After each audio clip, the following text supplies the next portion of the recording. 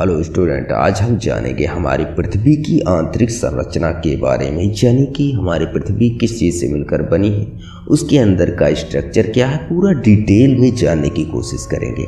हम जानते हैं कि हमारी पृथ्वी बुध और शुक्र के बाद तीसरी पोजीशन का ग्रह है।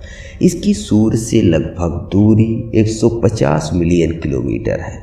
इसकी एवरेज डेंसिटी 5.5 ग्राम पर सीसी है और रेडियस 6371 किलोमीटर है। और इसके मास की अगर बात करें तो 5.97 इंटू 10⁻24 किलोग्राम है।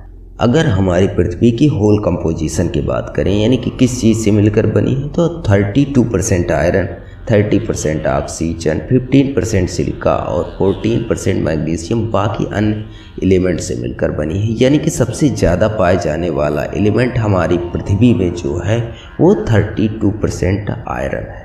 इसकी आंतरिक संरचना को मुख्यतः 3 भागों में डिवाइड किया गया है: क्रस्ट, मेंटल एंड कोर्स। तो सबसे पहले बात करते हैं हम क्रस्ट की। क्रस्ट या पृथ्वी का सबसे बाहरी भाग होता है, यानी कि सतह, पृथ्वी की सतह, और यह लगभग 35 किलोमीटर गहराई तक होता है। यह काफ़ी रिजिड यानी कि कठोर होता है पूरे पृथ्वी के भाग से, और जितने भी खनिज तत्व, तेल, वाटर, जो भी कुछ कोयला पाया जाता है, सारी इसी लेयर में पाया जाता है। अगर हम क्रस्ट के कंपोजिशन की बात करें तो यह 46% ऑक्सीजन, 27% सिलिका, 8% एल्युमिनियम बाकी अन्य एलिमेंट से मिलकर बनी होती है। क्रस्ट मुख्यतः 2 प्रकार की होती है: ओशनिक क्रस्ट, जो समुद्र के नीचे पाई जाती है और इसकी थिकनेस काफ़ी कम होती है, लेकिन ये काफ़ी कठोर होती है। इसकी थिकनेस लगभग 6 किलोमीटर होती है। वहीं जो भूभाग होता है समुद्र के बाहर, उसे कॉन्टिनेंटल क्रस्ट बोलते हैं। इसकी थिकनेस काफ़ी ज़्यादा होती है, लगभग 30 से 35 किलोमीटर तक होती है। अब सेकंड लेयर की बात करें, यानी कि मेंटल की, यह 35 किलोमीटर से लेकर 2900 किलोमीटर गहराई तक होता है और यह मुख्यतः 45% ऑक्सीजन, 21% सिलिका, 23% मैग्नीशियम बाकी अन्य एलिमेंट से मिलकर बना होता है। इसका टेम्परेचर काफ़ी हाई यानी कि लगभग 1000 डिग्री सेंटीग्रेड होता है, जिसके कारण यहाँ सारी एलिमेंट पिघले हुए फॉर्म में होते हैं।